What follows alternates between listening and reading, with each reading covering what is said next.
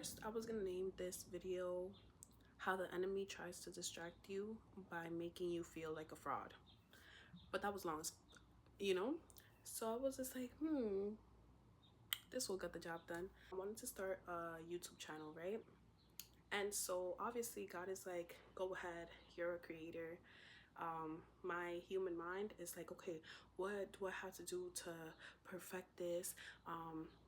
How do I have to like pose for like the clickbait, or like what the title is gonna be, or like who's gonna be my audience, and like what is this? And when people tell you just start, literally look at me, just start. Like, you don't have to know everything. Like, no, like you were literally a baby when like a dumb baby. You didn't know anything, right? Okay, you didn't have to know how you were going to survive that day, which is the same trust that we should be putting into God every day, right? And I know it's probably a lot, especially like me. I'm still coming out of survival mode, right? So for me, I'm always trying to do things out of my own strength, out of my own knowledge, leaning on my own understanding. I'm still human. It's very difficult being like, oh, okay, I'll just let God take care of it, when I'm just used to doing what I'm used to doing. I'll figure it out. I'll do this. I'm Miss Independent. I don't want to be independent no more, baby. My God got me. My Father up there, yeah, he got me. God did.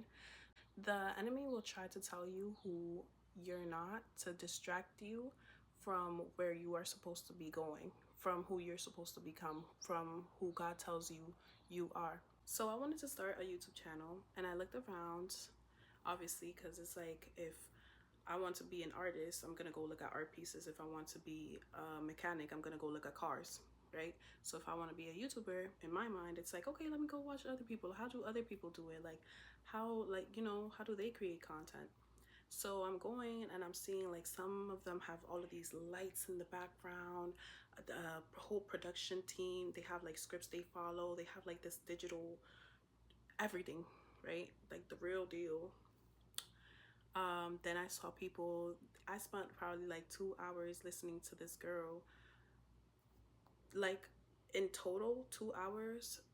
It was like 15-minute videos or 20-minute videos, but it was like a spend the day with me, get ready with me, and stuff like that. And this girl was literally a black woman in Japan. I don't know if you see me. I have no interest in Japan. I was sitting here consuming somebody else's content. I literally sat here, spent about 2 hours just watching this girl's videos. I don't have any interest in anything that she is doing. That is not helping me in any type of way. Yet I still stood here and I sat down and I watched it. The enemy tries his hardest to delay you because he knows he can't stop you. So instead of thinking I'm worthy, and instead of knowing and being confident in God and who God says I am, I chose to focus on the enemy, the world, and my friends tell me who I was, but it was unsettling. What does that mean? Instead of listening to God telling me like, hey, you're my star, you're my daughter, you're literally my love in human form, instead of listening to that, block that out. I'm going to the world, to the enemy, because anything that's not of God is of the enemy. Let's be for real. I'm going to other people to get validation in them, to understand who I am based off of their experiences and their perspective of life, right? Let's say like even in high school, right? I tried to be comfortable with breadcrumbs, and I keep looking over here because I swear I have like, everything I'm trying to talk about. I tried to be comfortable with breadcrumbs and humbling myself so that other people can feel good about themselves, because I was often questioned if I'm okay because I'm always happy, smiling, positive, or laughing, right? So in that scarcity environment, lack environment, poverty environment, not only like money wise, but emotionally, mindset wise, physically, like it was just bad, right? And so me being me, thinking, oh, such a beautiful day, I get to live another day, oh, look at the beautiful birds, look at the butterflies, wow, just look at everything and just how everything just is, and look at how God gave us another day to experience his beauty, the sunrises, sunsets. You know, people thought I was crazy.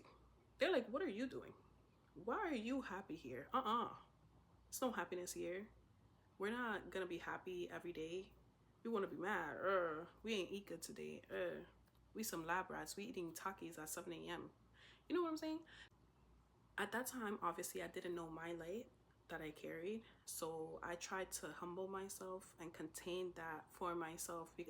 At work, it's like, to be an adult, you have to be serious and you have to struggle to live life. That's another point I made here, which made me believe that I was the one who was wrong, because the world says you have to be miserable, you have to hustle, you can't live a good life unless you struggle. So those are all the enemy's lies, right? Wherever your focus is at is what your reality will be, right? So our free will comes in that, choosing what to focus on, right? So we have that ability. God gave us that ability to choose what we can focus on. But God doesn't need you or call you to hustle and grind. He calls you to be obedient to his word. So he doesn't want you to struggle. He doesn't want you to hustle. He doesn't want you to grind. He doesn't want you to take care of everything yourself. He doesn't want you to go and pour out of yourself things that you can't have for yourself and give it to somebody else. You understand that? Like, if you want to give somebody love, you have to give yourself love first, so that way you can be secure and confident and stable in that assurance of reassurance in that love. So that way, if you go and you try to give someone a hug or speak life into someone or light into someone or just be love in a day, and people reject that or they are uncomfortable with that, you'll know it's not because of who you are, but it's because of the life they are experiencing at that time. I have a question for you. It's like 3 questions. Why is it so easy for you to conform to the world's lies when you can be living out God's truth in your life? Why do you choose to believe you're ordinary when God calls you extraordinary? The world will tell you who you need to be, but God tells you who you are.